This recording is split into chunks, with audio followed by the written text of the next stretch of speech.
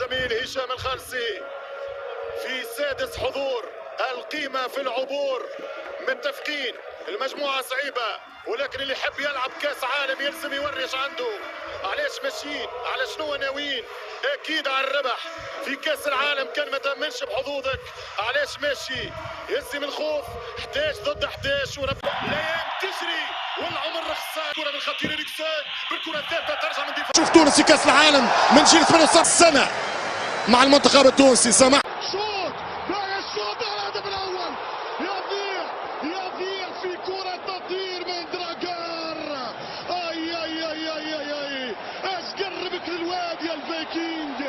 ملا الكرة هربة الهدف الاول، ولكن تسلل على تونس. التسلل على تونس. يا جبالي، اوف سايد على عصام. ما هذا؟ ملا نسور، ملا جمهور. عصام الدخلة، عصام الكورتيرة، اضرب الله يا عيسى. قلت عيسى ان شاء الله ما نندموش على هكذا كرة، وكرة خطيرة مراوغة ما تمش. هيا الضربة، هيا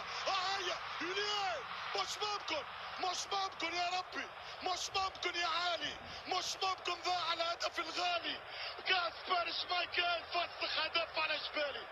يمشي بالراس يا ستار، انه الليله ضاع الانتصار. الشوط الاول ساكني تدخل قوي، حكم يقول العب، حذاري من المباغته، حذاري من الكون. لا باس.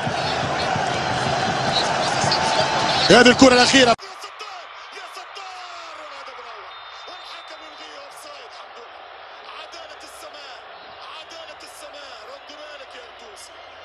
اورسن سكوف، هدف ابيض على اضرب الكرة ترجع. نعم هذا منتخبنا. تونس اليوم، تونس كورت بالدم، كله يشجع النسور. يشوط برافو دحمان. عالمي يا دحمان، عالمي يا دحمان، عالمي يا دحمان. شكرا ايمن دحمان. إريكسن، ملاعبيتنا قاعدين يتاخروا.